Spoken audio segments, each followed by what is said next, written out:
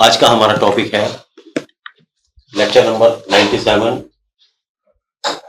NDPS act trial by special court and procedure. Trial by special court and procedure.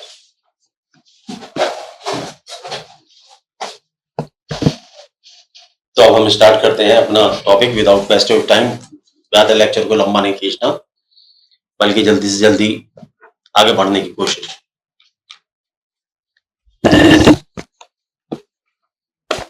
इसका जो section NDPS act का जो section 36 है वो ये बताता है कि इनकी जो कोर्ट है, इसका ट्रायल जो है वो स्पेशल कोर्ट द्वारा किया जाएगा।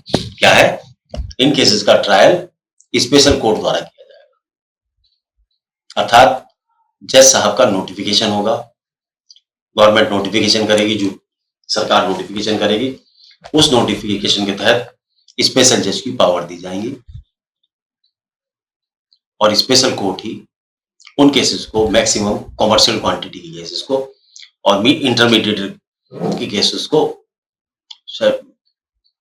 Special court oblique session court deal करेगी, जिसको स्पेशल पावर इस एक्ट के तहत दी जाएगी। तो ये तो रहा स्पेशल एक्ट का तरीका।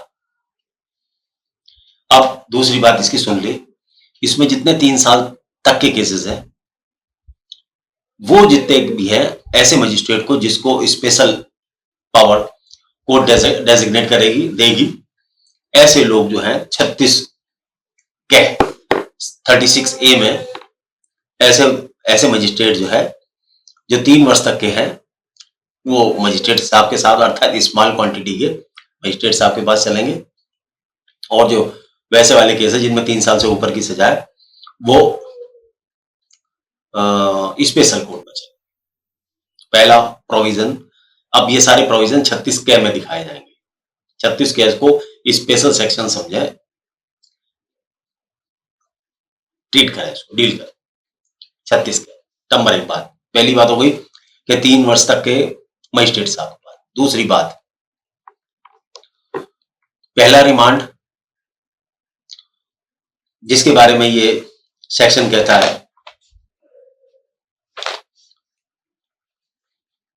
where a person accused or suspect of the commission of an offence under this act forward to a magistrate, subsection 2 or subsection 2A of section 67A of the code of the criminal procedure, such magistrate may authorize the detention of some person in such custody as he thinks fit for a period not exceeding 50 days in all where such magistrate is judicial magistrate 7 days। तो सीधी सी बात ये कहता है कि जो first remand में जो किसी को मजिस्ट्रेट के समक्ष पेश किया जाएगा, फर्स्ट क्लास मजिस्ट्रेट के सामने, अर्थात 167 सेक्शन सीआरपीसी। देखिए सीआरपीसी अब खत्म हो गई, सीआरपीसी अब खत्म हो गई, सीआरपीसी को भूल जाइए। अब इसमें भारतीय नागरिक संहिता की धारा 187 का सबसेक्शन 2 याद रखो बस।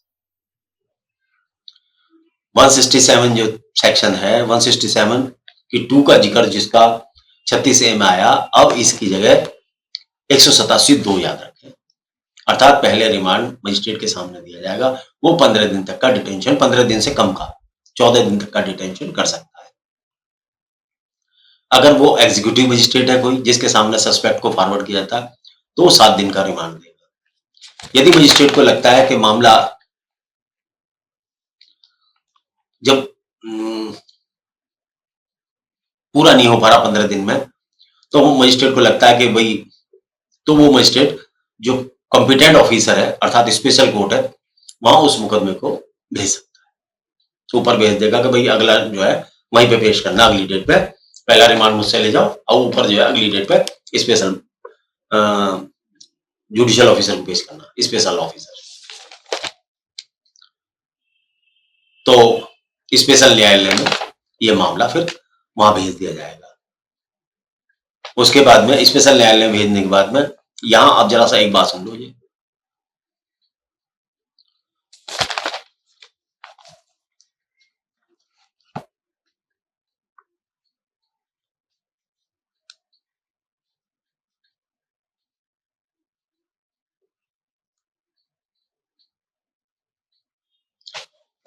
तो इसके अंदर पहला पहला प्रोविजो था ये, और इसमें जो मजिस्ट्रेट जो है उसके बाद में अगर उसको लगता है कि केस नहीं भी बनता है तो वो तब भी अगर उसको लगता है कि नहीं बनता केस तो भी वो इसको जो सेक्शन इसको मतलब केस को है ये स्पेशल कोर्ट में भेज देगा कि भाई स्पेशल कोर्ट वाले आप डिसाइड करो इसमें।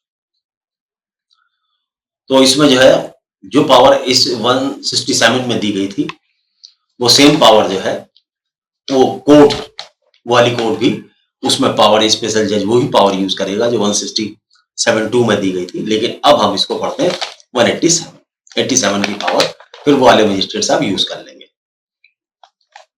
अच्छा, यहां एक बात स्पेशल ध्यान रखें,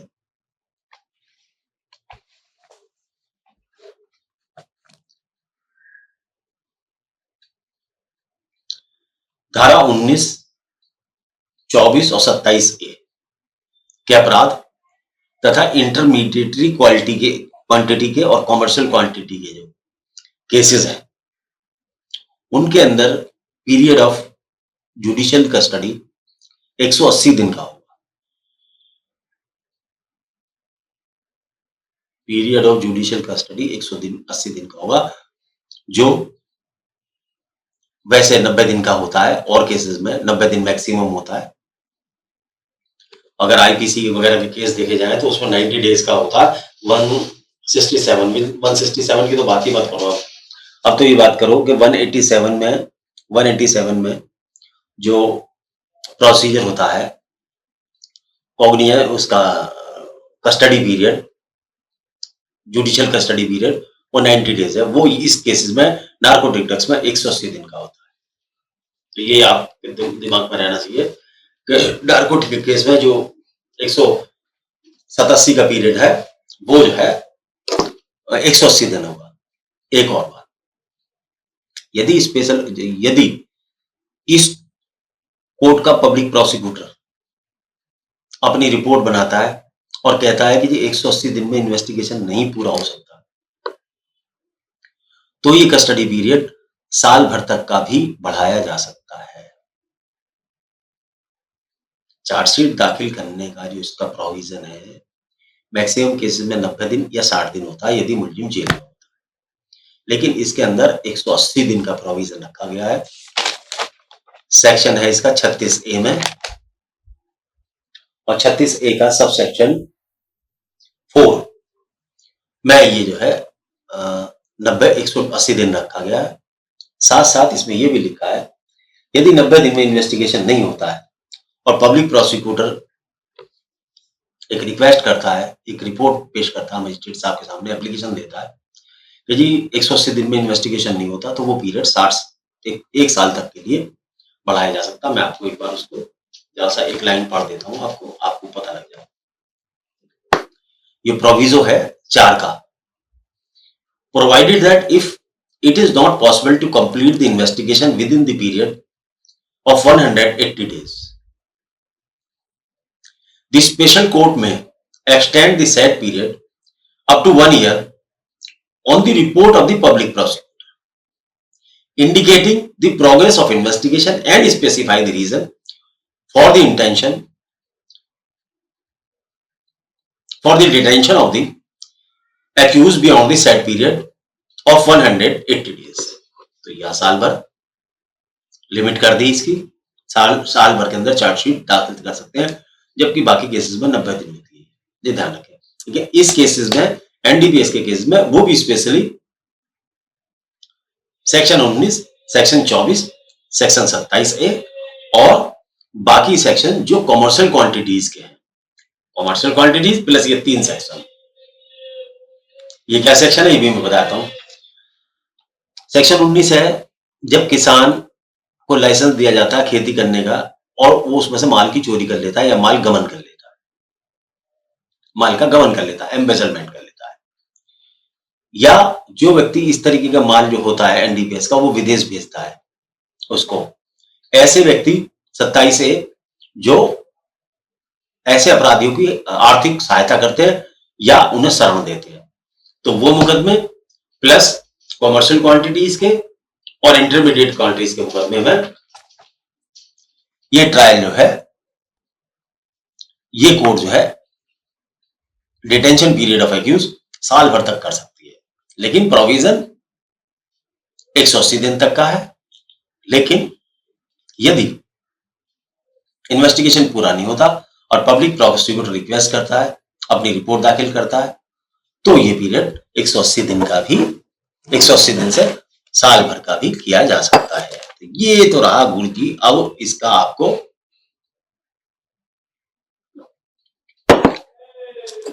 अब आप यहाँ देखिए, अगर जो पकड़ा गया कमर्शियल क्वांटिटी में, तो साल भर तक तो बेल की भी उम्मीद हो। समझो, जो व्यक्ति एनडीपीएस के केस में पकड़ा गया कमर्शियल क्वांटिटी में और इंटरमीडिएट क्वांटिटी में, साल भर तक बेल की उम्मीद न रखे और ना पैसा खर्च करे कहीं जाकर, 100% लटका हुआ आम। ठीक है, आगे चलते हैं। तो यहां हमने ये बताया कि पीरियड ऑफ डिटेंशन क्या होगा, फर्स्ट रिमांड कौन देगा, कितने दिन तक का फर्स्ट क्लास मजिस्ट्रेट दे सकता है, और एग्जीक्यूटिव मजिस्ट्रेट कितने दिन तक का दे सकता है, 7 दिन का और 14 दिन तक का। ये रिमांड की आपको बातें बताई गई। फिर उसके बाद में कोर्ट को ऊपर भेज दिया जाएगा, जिस कोर्ट का मामला है वहां जाके कोर्ट जो चाहे वो डिसाइड करे। आगे चलते हैं। ये वाला चैप्टर, ये वाला सेक्शन जो है, इसका 36 से कंप्लीट होता है यहीं पे। तो इसमें आपको मैंने 2 बार आपको बता भी दिया है, विशेष न्यायालय और सारी बातें बता दी है। 187 के अंदर के प्रोविजंस, ये सब मैंने आपको क्लियर कर दिया। अब आते हैं इसको,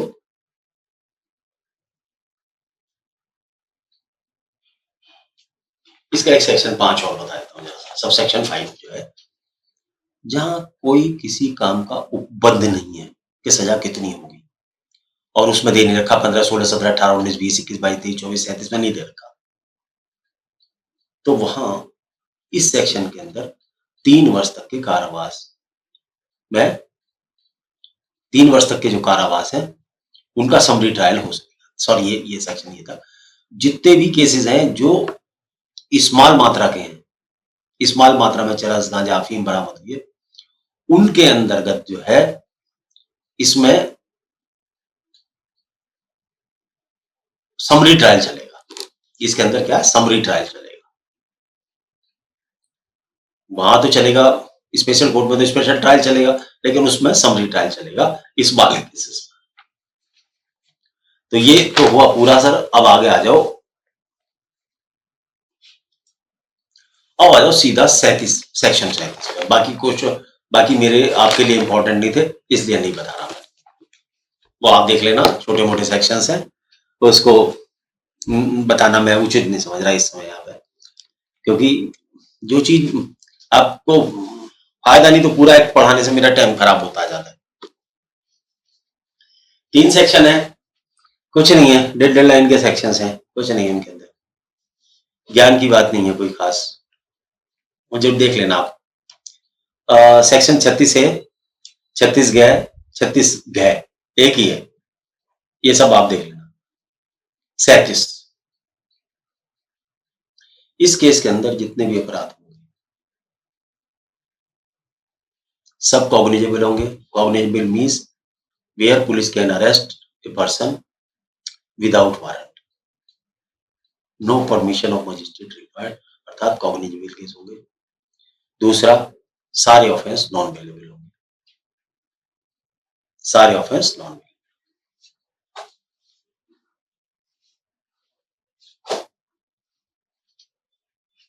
जैसा कि ये कहती है धारा।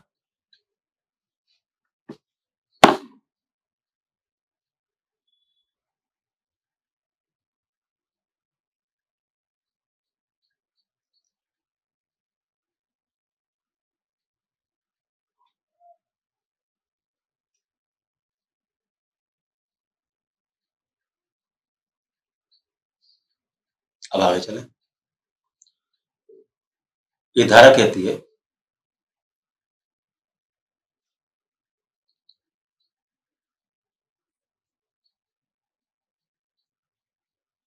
इस केस में एनडीपीएस एक्ट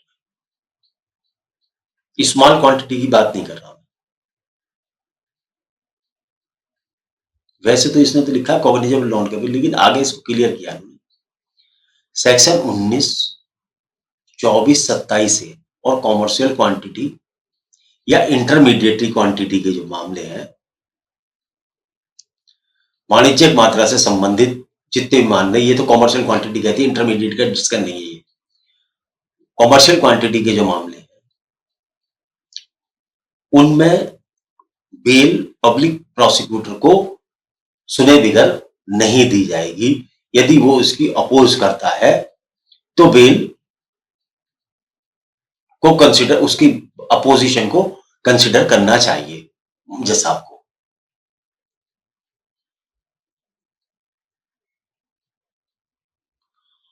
लेकिन यदि फिर भी यदि जज साहब को लगता है कि मुलजिम का दोष नहीं है, अपराध नहीं बन रहा है उसके खिलाफ, और जमानत पर छोड़ने पर यह संभावना नहीं है कि दोबारा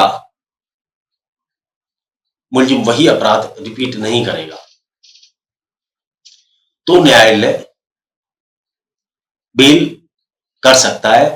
अजमानते जरूर दिखाया गया है, वैसे तो बेल देती नहीं है कोर्ट इन केसेस में, कॉमर्शियल में, लेकिन जैसा इसमें कि जिसको जो लैंग्वेज है ऐसा प्रदर्शित हो रहा है, लैंग्वेज से ऐसा प्रदर्शित हो रहा है कि जिस तरह के कह रहा है कि यदि केस नहीं बनेगा तब, अगर केस बनता है तो बेल नहीं, अगर केस नहीं बनता तो बेल नहीं है, पर तो ये मानो कि बेल है ही नहीं आपको। ये परिस्थिति को बता रहे हैं जब कोर्ट को ये लगेगा कि ये केस बनता ही नहीं है, झूठा है, उस परिस्थिति में केस बेल कंसिडर कर सकती है, अर्थात जमानत के लिए सोच सकती है, लेकिन पब्लिक प्रोसिक्यूटर को जरूर सुना जाएगा। अगर पब्लिक पर्सन अपोज करता है और बताता है तो उसको कंसिडर किया जाएगा। अर्थात ये मान के चलो कॉमर्शियल क्वांटिटी तो बेल होनी नहीं है जब तक कि ये सबूत ना आ जाए कि यार केस ही झूठा है, या अगर बेल दे दी गई तो मुलजिम भाग नहीं जाएगा। वैसे ये एम्बार्गो है, एक ऑब्स्टकल है 37 में, बहुत मुश्किल से एनडीपीएस की कॉमर्शियल क्वांटिटी में बेल का होना नामुमकिन तो नहीं कहता मैं, लेकिन कठिन जरूर है। तो ये सेक्शन 37 है जो आपकी नोटिस में होना जरूरी है, तो याद कर लेना भाई।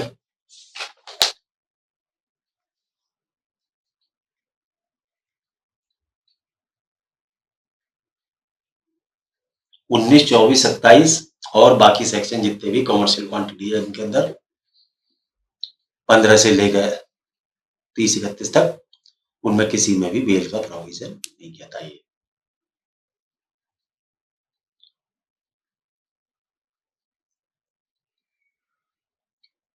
अब आ जाते हैं जरा 39 पे देख लेते हैं। 37 हो गया, 39 पे और आ जाओ।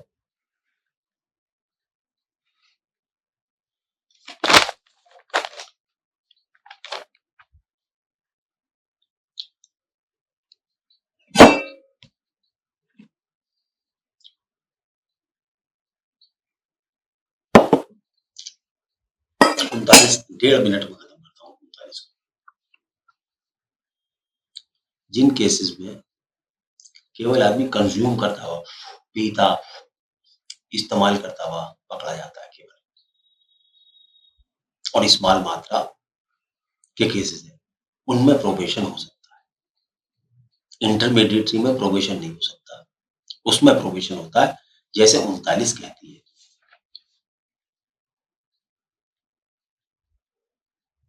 या ऐसे व्यक्तियों को जो केवल कंजम्पशन के लिए है। 39 क्या है?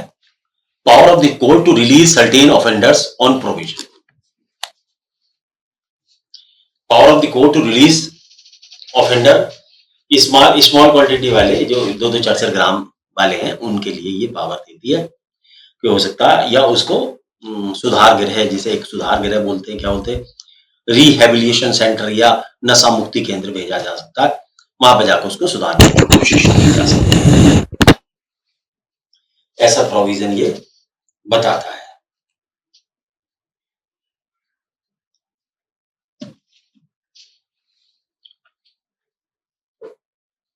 आगे चलें। या न्यायालय ये भी कर सकता है कि भाई, ये भी कह सकता है कि 3 साल तक तो दोबारा इस अपराध में संलिप्त पाया गया तो तुझे हम सजा कर देंगे, और ऐसा करके भी उसे श्योरिटी बॉन्ड लेकर भी उसे छोड़ सकता है।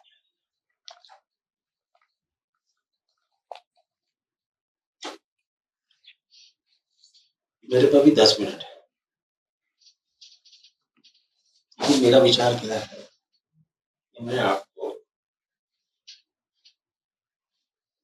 थोड़ा सा ये बता दूं,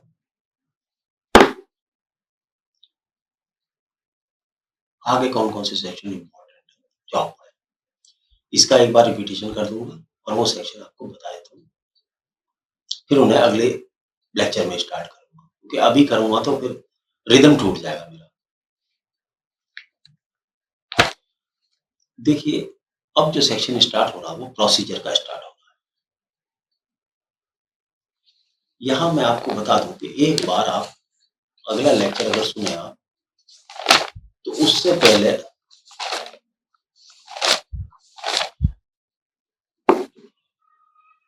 section 41, section 42, section 50, section 52, 52A, 55 और 57, ये इस एक्ट के सेक्शन आप जरूर देख लें। इस एक्ट का सारे मुकदमे इन सेक्शंस पर ही घूमेंगे और हर सेक्शन अपनी कुछ कंप्लायंस करेगा, टेक्निकल कंप्लायंस करेगा। अगर वो कंप्लायंस जहां भी फेल होगी, ये केस 100% फेल हुआ, चाहे उसमें 2 किलो स्मैक भी बरामद हो, 1 किलो स्मैक हो, चाहे करोड़ रुपए की स्मैक भी होगी।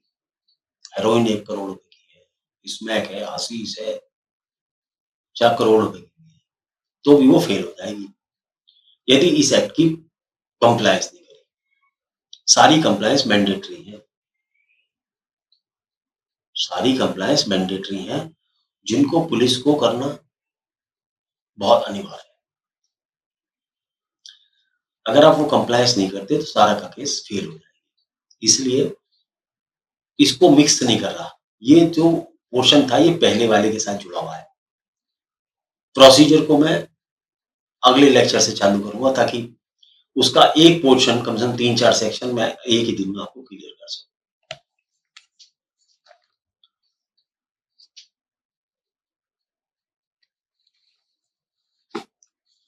तो सेक्शन 41, 42, 50, 52, 52A, 55 एंड 57, ये बहुत इंपॉर्टेंट है।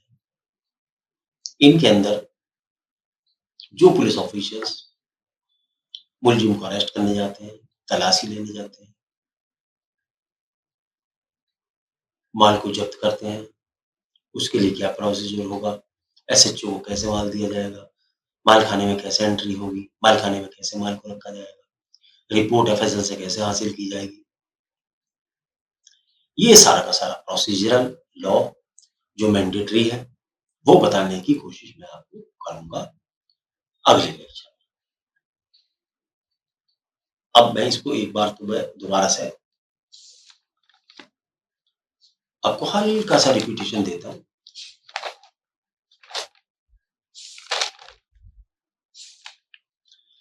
सेक्शन 36 ये कहता है कि ये सारे के सारे केसेस एनडीपीएस के जो कॉमर्शियल केसेस हैं या 19, 24 और 27 ए के केसेस हैं, सेक्शन के केसेस हैं, उनका ट्रायल स्पेशल मजिस्ट्रेट करेगा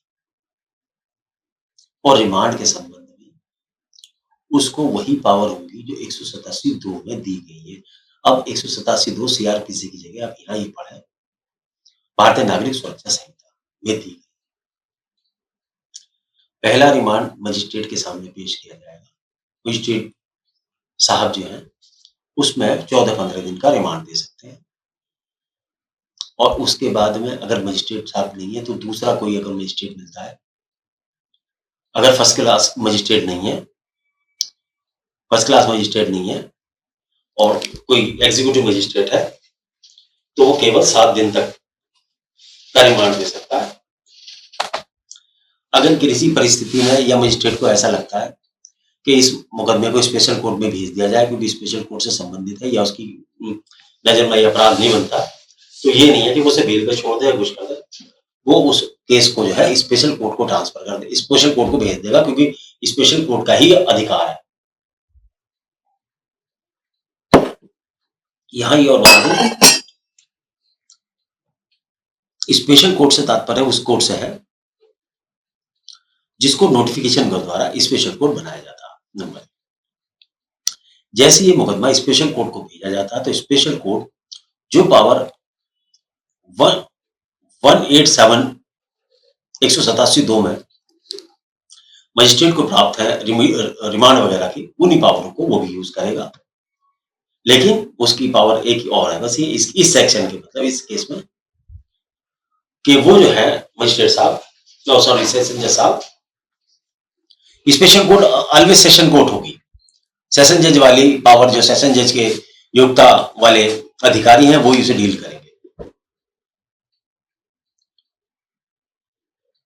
तो वहां पर रिमांड, कस्टडी रिमांड जो होता है, पुलिस कस्टडी नहीं, जुडिशियल कस्टडी रिमांड जो है 180 दिन तक का हो सकता है। इसमें जो सामान्य केस में 90 दिन तक का होता है, 90-60 दिन का होता है, इसमें 180 दिन का होगा और उसकी अवधि 1 साल तक बढ़ाई जा सकती है यदि पब्लिक प्रोसिक्यूटर जज साहब को अपनी रिपोर्ट देकर सेटिस्फाई कर देता है।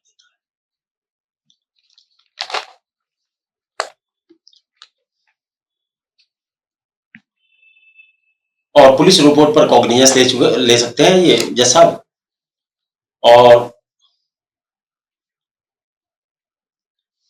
100 दिन की कस्टडी बताई दी, और 3 साल वाले तक जितने भी सजा के केसेस हैं उनका सबका समरी ट्रायल होगा।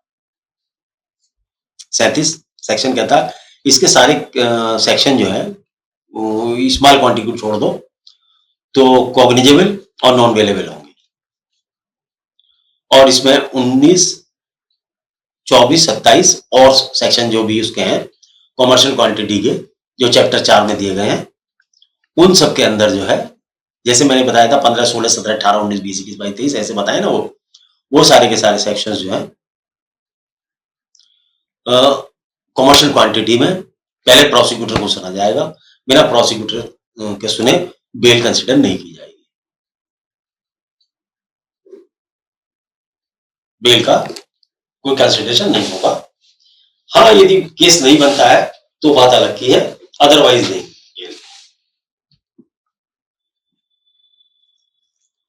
सेक्शन 39 कहता है कि यदि मामला छोटी प्रवृत्ति का है, स्मॉल का है, तो कोर्ट ऐसे व्यक्ति को सजा न देके प्रोबेशन पे भी छोड़ सकती है और नशा मुक्ति केंद्र भी भेज सकती है यदि वो उचित समझती है, या उसको सामुदायिक सेवा या जो भी कोर्ट को उचित लगे ऐसा कोई ऑर्डर पास कर सकती है। अगले चैप्टर में दोस्तों हम जो है सेक्शन 41, 42, 43, 44, 45, 46, 47, 48, 49 इन 5 सेक्शनों का डिस्कशन करेंगे, 5-6 सेक्शनों का डिस्कशन करेंगे, समझो 4149 9 सेक्शनों का डिस्कशन करेंगे। लेकिन 9 में से आपको 41, 42 और 43 को समझना बहुत जरूरी है, और सबसे जरूरी है 42 को समझना। सबसे जरूरी समझना है 42 को, 42 नहीं समझा तो कुछ नहीं समझा, अर्थात 42 जरूर समझना। तो अगले लेक्चर में हम आपसे बात करेंगे 41 और 42 और 43 सेक्शन ही पढ़ाए जाएंगे। अब यह प्रोसीजर, अरेस्ट, माल का सीजर और ट्रायल क्या होगा ये सब